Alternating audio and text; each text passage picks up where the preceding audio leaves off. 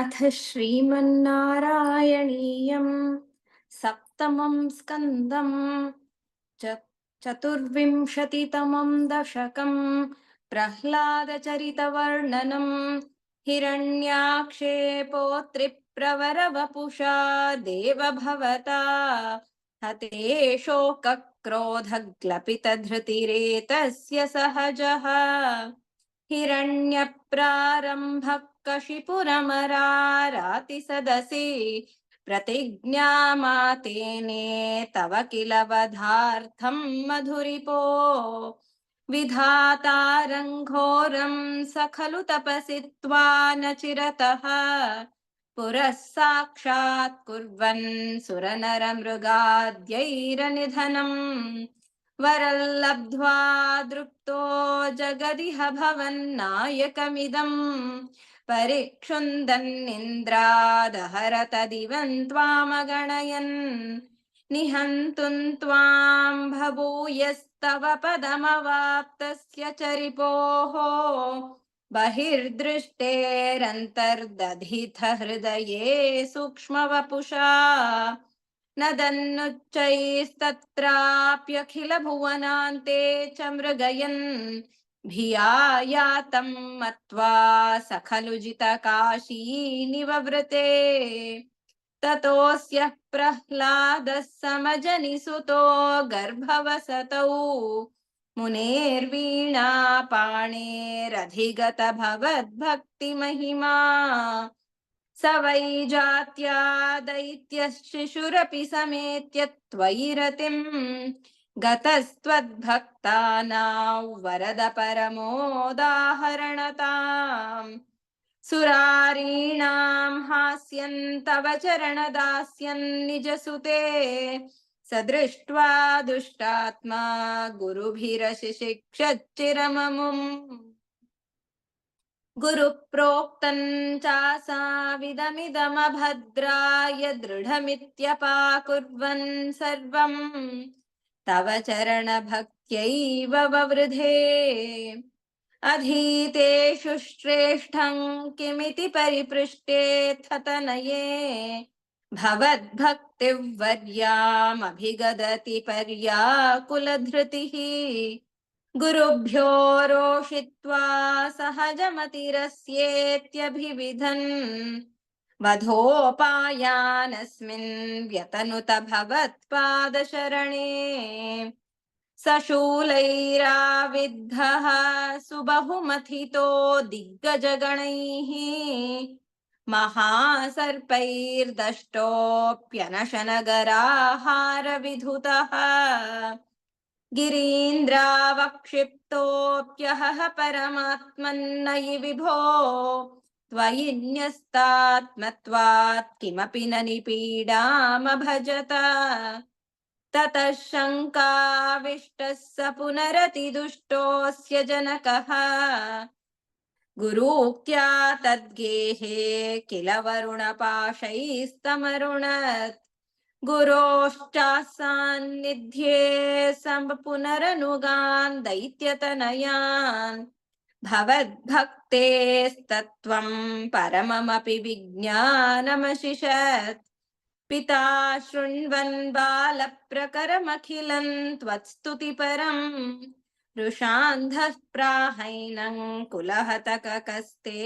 बलमिति बलं मे वैकुण्ठस्तव च जगतां चापि सबलम् स एव त्रैलोक्यं सकलमिति धीरोऽयमगदीत् अरे क्वासौ सकलजगदात्मा हरिरिति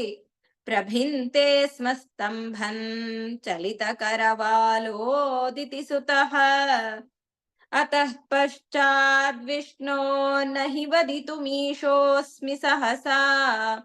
कृपात्मन् विश्वात्मन् पवनपुरवासिन् मृडय माम् इति श्रीमन्नारायणीये प्रह्लादचरितवर्णनं नाम चतुर्विंशतितमं दशकं समाप्तम्। अथ पञ्चविंशतितमं दशकं नरसिंहावतारवर्णनम् स्तम्भे घट्टयतो हिरण्यकशिपोः कर्णौ समाचूर्णयन् आघूर्णज्जगदण्डकुण्डकुहरो घोरस्तवा भूद्रवः श्रुत्वा यं किल दैत्यराजहृदये पूर्वं कदाप्यश्रुतम् कम्पः कश्चन सम्पपात चलितोऽप्यम्भोजभूर्विष्टरात् दैत्ये दिक्षु विसृष्टचक्षुषि महासंरम्भिणिस्तम्भतः सम्भूतन्न मृगात्मकन्न मनुजाकारौ वपुस्ते विभो किं भीषणमेतदद्भुतमिति व्युद्भ्रान्तचित्ते सुरे विस्फूर्जद्धवलोग्ररोम विकसद्वर्ष्मा समाजृम्भथाः तप्तस्वर्णसवर्णघूर्णदतिरूक्षाक्षं सटाकेसरः प्रोत्कम्प प्रनिकुम्बिताम्बरमहो जीयात्तवेदौ वपुः व्याप्तव्याप्तमहादरी सखमुखम् खड्गोग्रवल्गन्महाजिह्वा निर्गमदृश्यमानसुमहादंष्ट्रायुगोड्डामरम् उत्सर्पद्वलिभङ्गभीषणहनु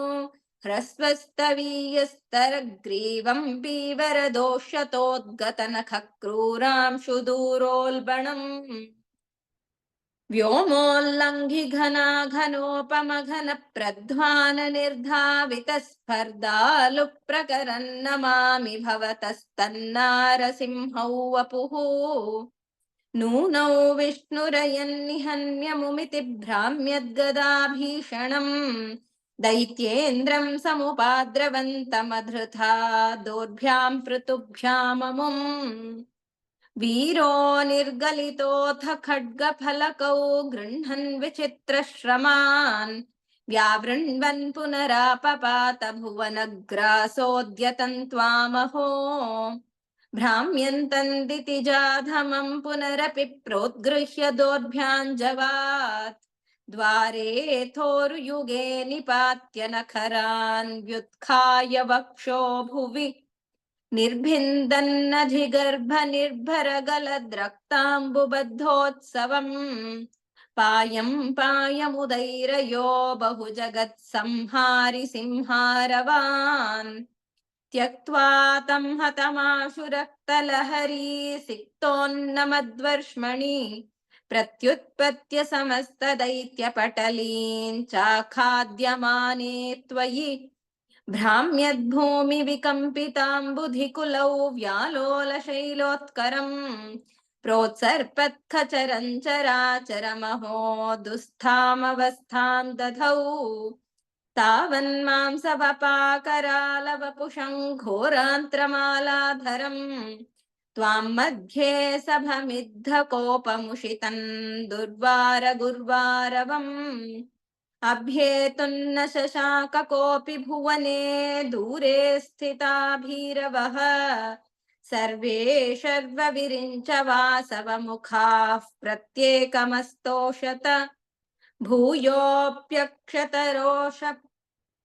धाम्नि भवति ब्रह्माज्ञया बालके प्रह्लादे पदयोर्नमत्यपभये कारुण्यभाराकुलः